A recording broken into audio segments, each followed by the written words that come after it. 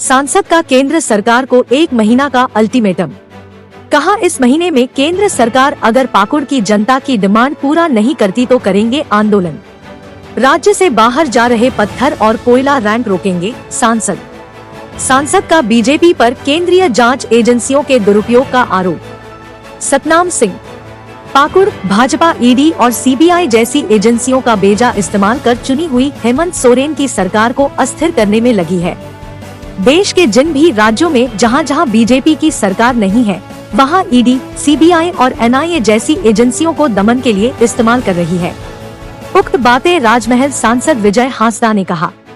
सांसद ने बताया कि केंद्र की बीजेपी सरकार केंद्रीय एजेंसियों का दुरुपयोग कर मुख्यमंत्री हेमंत सोरेन की छवि धूमिल करना चाह रही है। सम्मान को ठेस पहुंचाने व चरित्र पर दाग लगाने की उनकी कोशिश को झामुमो बर्दाश्त नहीं करेगा। कहा कि जिन राज्यों में बीजेपी की सरकार नहीं है, वहीं पर केंद्र सरकार द्वारा जांच एजेंसी को भेजा जा रहा है और मौजूदा सरकार को परेशान किया जा रहा है। कहा कि झारखंड राज्य के बने 23 साल हुए और 23 साल में सबसे ज्यादा झारखंड में भाजपा ने शासन किया है। विपक्ष के पास मुख्यमंत्री हेमंत सोरेन के विरुद्ध कोई भी ठोस सबूत नहीं है, वरना कब के मुख्यमंत्री जेल में होते। मुझे लगता है कि केंद्र सरकार द्वारा केंद्र एजेंसियों की दुरुपयोग करते हुए एक जनमत से आई हुई सरकार में बैठे लोगों के चेहरों को धूमिल करने का प्रयास किया जा रहा है। हमारी सरकार ने चुनाव से पहले जो वादा किया था उनको पूरा करने की भरपूर प्रयास कर रही है। इन सभी चीजों को देखते हुए विपक्ष बौखला गई है, जो बिना सबूत के केंद्रीय एजेंसियों के सहारे सरकार में बैठे लोगों को सिर्फ और सिर्फ परेशान करने में जुटे हैं। साथ ही उन्होंने बताया कि कुछ दिन पहले पाकुड़ में रेलवे के द्वारा एक सरकारी कार्यक्रम किया गया, जिसमें जो पोस्टर्स और जो बैनर बने थे उसमें यहाँ के वर्तमान मंत्री सह विधायक व मेरा भी नाम उसमें नहीं दिया गया, जो प्रोटोकॉल का उल्लंघन है। उसके बाद जब संगठन की तरफ से विरोध होने लगा तो आनंद फानन में मंत्री का व मेरा नाम जोड़ा गया। मुझे लगता है कि जो लोग सरकारी कार्यक्रम और उसके तौर तरीकों को पूरी तरह से उल्लंघन करके आगे कार्य कर रहे हैं, उन्हें संदेश देना चाहते हैं कि आगे इस तरह का गलत व्यवहार बिल्कुल बर्दाश्त नहीं किया जाएगा। क्योंकि पाकुड़ और साहिबगंज के लिए लगातार मैं इन 9 से 10 सालों में कई बार सदन के अंदर एवं जोनल मीटिंग में साहिबगंज, पाकुड़ समेत राजमहल लोकसभा क्षेत्र के अंदर जो भी हमारे डिमांड थे, चाहे वह स्टेशन में स्टॉपेज की डिमांड हो, कई बार मैंने सदन के अंदर व मंत्री के पास जाकर भी और डीआरएम पर जीएम लेवल के अधिकारी से वार्ता की। यहाँ पर सिर्फ 2 ट्रेन का स्टॉपेज देकर इनको लगता है कि केंद्र सरकार द्वारा यहाँ के लोगों को खैरात दी गई है। स्टॉपेज देकर अपना फोटो चमकाने में भाजपा के नेता लगे हुए थे। पाकुड़ स्टेशन से हमारा करोड़ों का राजस्व जाता है और राष्ट्र निर्माण में यहाँ के लोग बहुत बड़ी भूमिका निभाते हैं। और उसके बाद इस तरह की नीति और गलत व्यवहार अगर इस तरह का होगा तो हम लोग बिल्कुल बर्दाश्त नहीं करेंगे।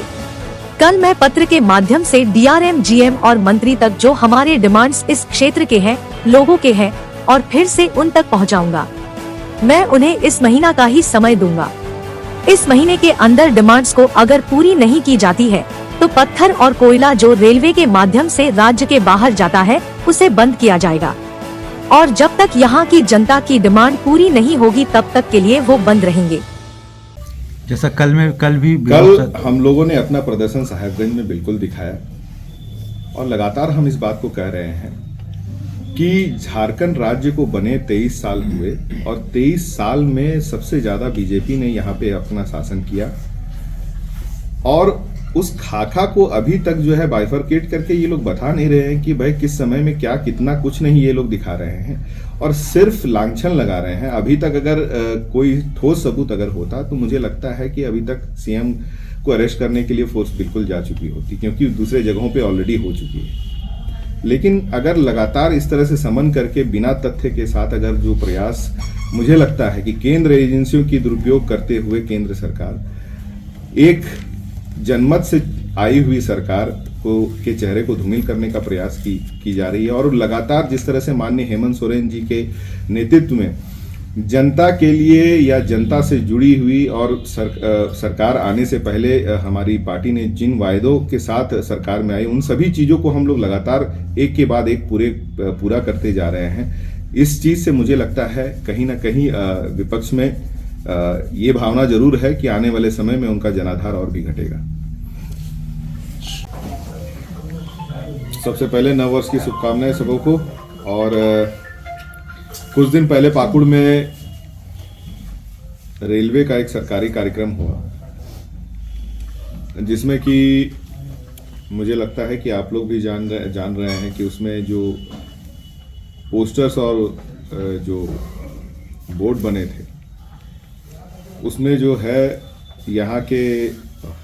वर्तमान मंत्री सह विधायक